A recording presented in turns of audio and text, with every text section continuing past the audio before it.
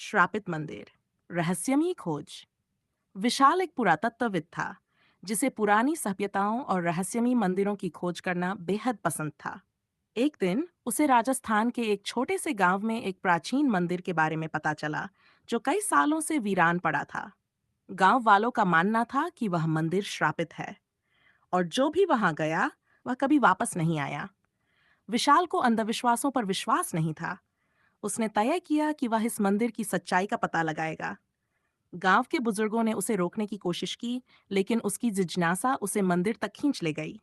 एक घने जंगल के बीचों बीच स्थित था। उसकी दीवारें टूटी हुई थीं और हर जगह बेलें उगी हुई थीं। विशाल ने जैसे ही दरवाजा खोला, उसे अंदर एक अजीब सी ठंड महसूस हुई। मंदिर के अंदर कई मूर्तियां थीं, लेकिन सबसे खास थी बीच में रखी एक काले पत्थर की मूर्ति। मूर्ति के चारों ओर लाल रंग की लकीरें खींची हुई थीं, जैसे किसी ने उसे बांध रखा हो। पास ही एक पुरानी तांबे की प्लेट पड़ी थी, जिस पर कुछ लिखा था, जो भी इस मूर्ति को छुएगा उसकी आत्मा यहीं कैद हो जाएगी। विशाल ने इसे महज एक पुरानी कहानी समझा और मूर्ति की जांच करने के लिए जैसे ही उसे छूने की कोशिश की, मंदिर की दीवारें कांपने लगीं। अचानक एक जोरदार हवा चली और दरवाजा खुद ब खुद बंद हो गया। भाग 3, श्राप का जागना। अचानक मंदिर के अंदर दीपक खुद ब खुद जल उठे। एक धीमी आवाज गूंजने लगी, तूने इसे छूने की हिम्मत कैसे की? विशाल का शरीर कांपने लगा। उसने पीछे मुड़कर देखा तो वहां एक लंबी काली छाया खड़ी थी, जिसकी आंखें अंगारे जैसी लाल थीं। मैं राजा विक्रमादित्य का राजपुरोहित हूँ। ये मंदिर एक पापी राजा का अभिशाप है, जिसे सैकड़ों साल पहले यहाँ कैद किया गया था। लेकिन अब तुमने उसे मुक्त कर दिया। विशाल की आंखों के सामने मंदिर की मूर्तियां हिलने लगीं और बीच में रखी मूर्ति की आंखें चमक उठीं। अचानक वहां एक भयंकर आंधी चली और एक परछाई मूर्ति से निकलकर विशाल की ओर बढ़ने लगी। मौत का सामना। विशाल को महसूस हुआ कि उसके शरीर में अजीब हलचल हो रही है, जैसे कोई उसमें समा रहा हो। उसकी आंखें भारी हो रही थी और सिर में जबरदस्त दर्द होने लगा। "न, नहीं!" विशाल ने जोर से चिल्लाया। तभी उसने याद किया कि गांव के एक पुजारी ने उसे बताया था कि मंदिर में सिर्फ एक ही चीज उसे बचा सकती है, मंत्र शक्ति। विशाल ने जल्दी से अपनी जेब से एक ताबीज निकाला जिसे पुजारी ने उसे दिया था। उसने आंखें बंद कर लीं और मंत्र का जाप करने लगा, नमः शिवाय। तभी मंदिर में भयंकर गर्जना हुई और वह काली छाया जोर से चिल्लाई। वह धीरे धीरे मिटने लगी। मंदिर की दीवारों से खून के निशान बहने लगे और मूर्ति अचानक जमीन में धंस गई। विशाल बेहोश हो गया। तंग। श्राप का अंत या नई शुरुआत? जब वह उठा तो मंदिर शांत था। सूरज की पहली किरण अंदर आ रही थी। दरवाजा खुला पड़ा था और हवा में एक अजीब सी हल्की सुगंध थी। विशाल ने राहत की सांस ली। वह मंदिर से बाहर निकला और सीधे गांव लौट गया। जब गांव वालों ने उसे देखा तो वे चौंक गए। तुम जिंदा वापस आ गए? विशाल ने सारी घटना बताई, लेकिन कोई यकीन नहीं कर सका। पुजारी ने कहा, तुम श्राप से बच तो गए हो, लेकिन तुम्हारी आत्मा पर अभी भी उसकी छाया है। रात को जब विशाल अपने कमरे में सो रहा था, तो उसे एक अजीब सी सरसराहट सुनाई दी। उसने आंखें खोलीं और देखा कि उसके कमरे की दीवार पर वही काली परछाई थी जो मंदिर में थी। परछाई ने धीरे से फुसफुसाया, तुम बच नहीं सकते। विशाल की चीखें पूरे गांव में गूंज उठीं। विशाल की चीख से पूरा गांव जाग उठा। लोग दौड़कर उसके घर पहुंचे, लेकिन दरवाजा अंदर से बंद था। किसी ने दरवाजे पर जोर से धक्का दिया, तो दरवाजा अचानक अपने आप खुल गया। अंदर का नजारा डरावना था।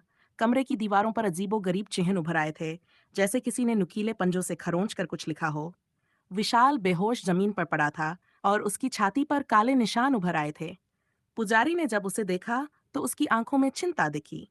श्राप अभी भी सक्रिय है, पुजारी ने गंभीर स्वर में कहा। गांव के लोग घबरा गए।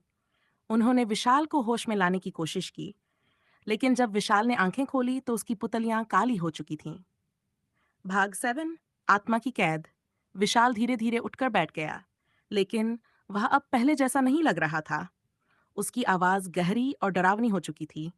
अब यह शरीर मेरा है।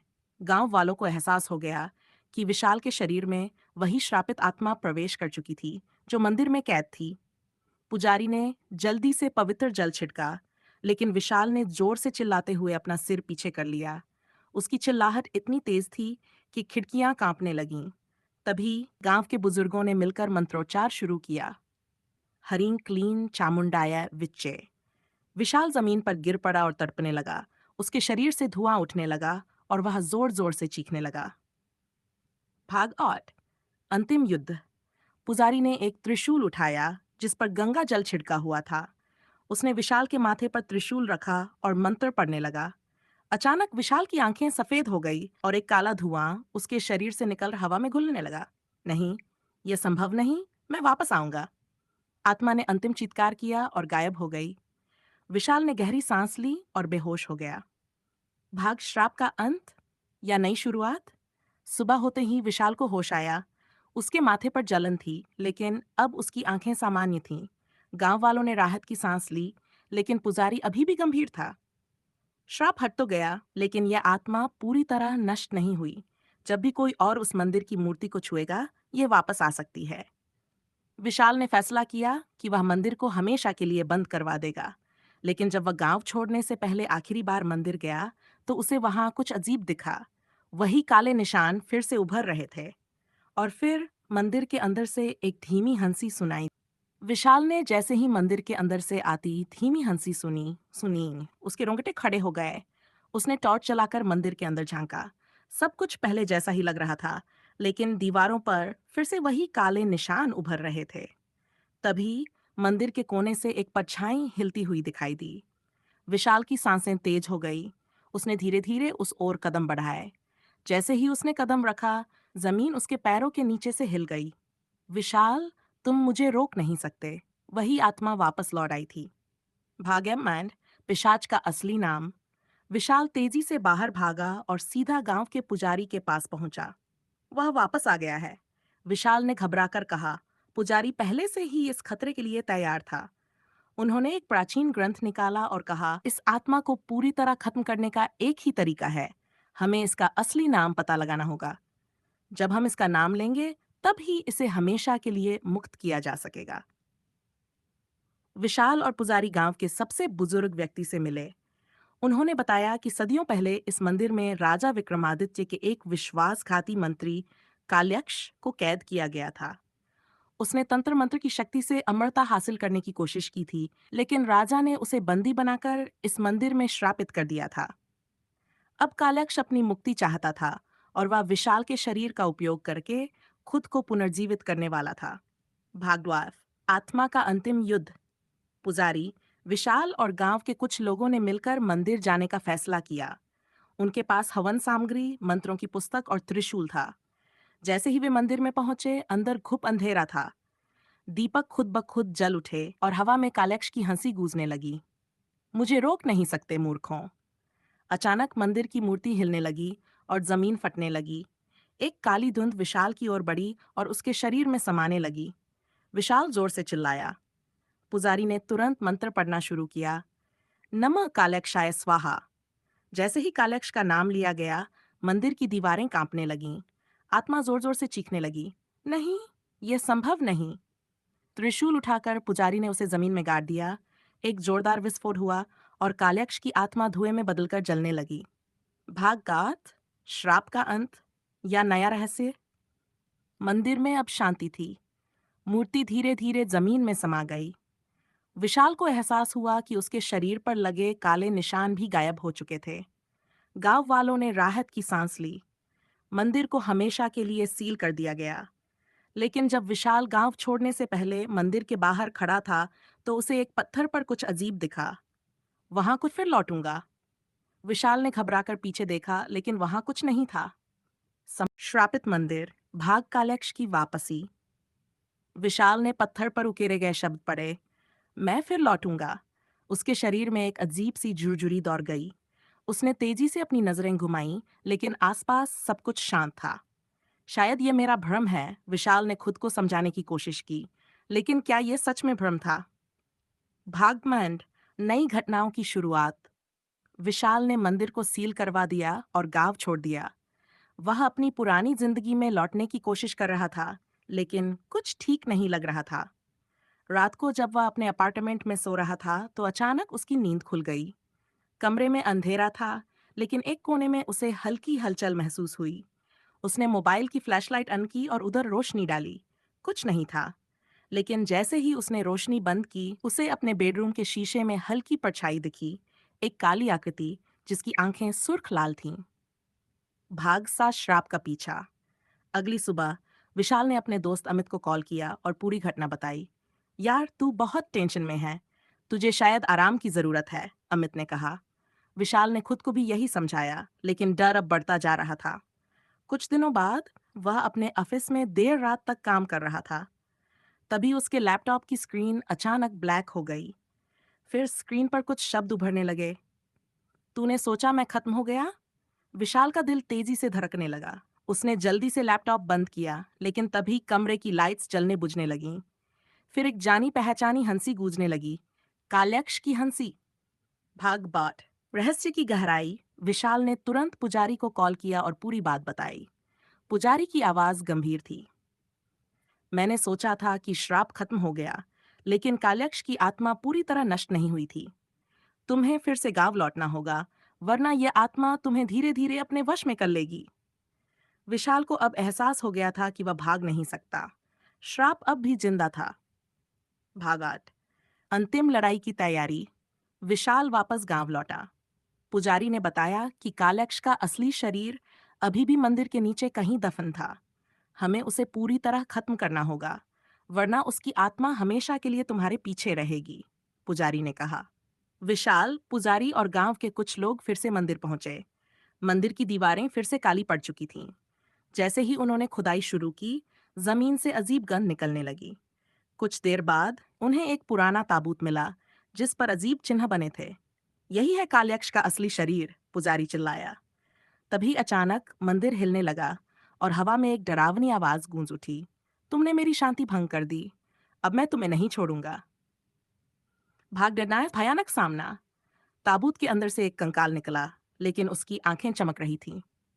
काल्यक्ष की आत्मा अब अपने असली शरीर में लौटने की कोशिश कर रही थी। पुजारी ने जल्दी से मंत्र पढ़ना शुरू किया। काल्यक्षाय विनाशाय स्वाहा। विशाल ने त्रिशूल उठाया और पूरी ताकत से काल्यक्ष के शरीर पर वार किया। एक जोरदार चीख गूंजी और काल्यक्ष का शरीर जलने लगा। मंदिर की दीवारों से आग की लपटें उठने लगीं। कुछ ही पलों में सब कुछ शांत हो गया। भाग, क्या यह सच में अंत था? पुजारी ने गहरी सांस ली। अब वह पूरी तरह खत्म हो गया है। गांव वालों ने चैन की सांस ली। विशाल अब आजाद था, लेकिन जब वह गांव से बाहर निकला तो उसे रास्ते के किनारे एक पत्थर दिखा। उस पर लिखा था, मैं लौटूंगा जब तुम मुझे फिर याद करोगे। विशाल ने उस पत्थर को घूर कर देखा, फिर बिना पीछे देखे शहर की ओर बढ़ गया। श्रापित मंदिर, भाग डे, कालयक्ष का पुनरुत्थान। विशाल अब बिल्कुल बदल चुका था। उसने सोचा था कि कालयक्ष की आत्मा खत्म हो चुकी है, लेकिन हर रात वह अजीब ख्वाबों में उसी काले शख्स को देखता। उसका चेहरा उतना ही विकृत था और उसकी आंखों में जलते हुए अंगारे थे। विशाल अब समझ चुका था कि कालयक्ष केवल एक आत्मा नहीं, बल्कि एक खतरनाक प्राचीन शक्ति थी, जो हर बार नए रूप में लौटती है। एक रात जब वह अपने कमरे में सो रहा था, उसकी खिड़की से बाहर एक अजीब सी रोशनी आई। वह चौंकते हुए उठा और खिड़की से बाहर देखा। जंगल के बीचों बीच एक जलता हुआ धब्बा दिख रहा था, जैसे कोई जलती हुई आकृति हो। विशाल का दिल तेजी से धड़कने लगा और वह समझ गया कि काल्यक्ष फिर से जीवित हो चुका है। भागसरी मंदिर में फिर से वापसी। विशाल ने पुजारी को तुरंत कॉल किया, लेकिन उसने बताया कि काल्यक्ष की शक्तियां केवल इस मंदिर में ही पूरी तरह नष्ट हो सकती हैं। विशाल, तुम्हें फिर से वहां जाना होगा। तुम्हारे बिना हम उसे खत्म नहीं कर सकते। पुजारी की आवाज में घबराहट थी। विशाल डर के बावजूद अपने पैरों पर खड़ा हुआ और मंदिर लौटने का फैसला किया। वह जानता था कि यह यात्रा उसकी अंतिम यात्रा हो सकती है। जैसे ही वह मंदिर पहुंचा, देखा कि वहां कुछ अजीब हो रहा था। चारों ओर गहरी चुप थी और हवा में एक अजीब सी महक थी। मंदिर के अंदर से एक मंद सी आवाज आ रही थी। आ गए हो विशाल, अब तुम मुझसे बच नहीं सकते। अंतिम सामना। विशाल ने अपने कदम बढ़ाए और मंदिर का दरवाजा खुद ब खुद खुल गया। अंदर की हवा घनी और ठंडी थी और अचानक मंदिर की मूर्तियां हिलने लगीं। दीवारों से खून बहने लगा और जमीन में दरारें पड़ने लगीं। अचानक सामने एक काले धुएं की लहर आई और काल्यक्ष की खौफनाक आकृति प्रकट हुई। उसकी आंखें जल रही थीं और उसकी हंसी एक बार फिर से हवा में गूंज उठी। तुम फिर मेरे पास आ गए। अब तुम हमेशा मेरे हो। अब तुम हमेशा मेरे हो। विशाल ने अपनी और तंत्र मंत्र की किताब निकालकर पढ़ना शुरू किया। पुजारी ने उसे आवाज दी, विशाल, उस मंत्र को पढ़ो। विशाल ने पूरी ताकत से मंत्र उच्चारित किया, कालक्षाय महाशक्तिं विनाशाय स्वाहा। जैसे ही मंत्र को उच्चारित किया गया, कालक्ष की देह एक भयंकर चीख के साथ जलने लगी। उसकी त्वचा फटने लगी और पूरी हवा में आग के जलते हुए टुकड़े बिखर गए। कालक्ष की आत्मा चिल्लाई, मैं फिर लौटूंगा, और उसकी आवाज धीरे धीरे दूर होती चली गई। भाग अफसजे, अंत या शुरुआत। आखिरकार कालक्ष का शरीर पूरी तरह जलकर राख हो गया और मंदिर में एक गहरी चुप छा गई। विशाल की आंखों में आंसू थे और उसकी सांसें तेज हो रही थीं। ये युद्ध अब खत्म हो चुका था। विशाल ने पुजारी को देखा और कहा, क्या ये सचमुच खत्म हो गया? पुजारी ने सिर झुकाकर कहा, हाँ, लेकिन कभी कभी कुछ शक्तियां पूरी तरह से खत्म नहीं होती। कालयक्ष को हराने के बाद भी उसकी छाया हमेशा रहेगी। हमें उसकी यादें सहेजनी होंगी ताकि हम उसे कभी वापस न बुलाएं। विशाल ने मंदिर को फिर से सील करवा दिया और गांव छोड़ दिया। अब वह जानता था कि कालयक्ष का खतरा खत्म हो चुका था, लेकिन उसकी शक्ति कभी भी लौट सकती थी। वह अब किसी शांति के साथ नहीं, बल्कि सतर्कता के साथ आगे बढ़ने वाला था।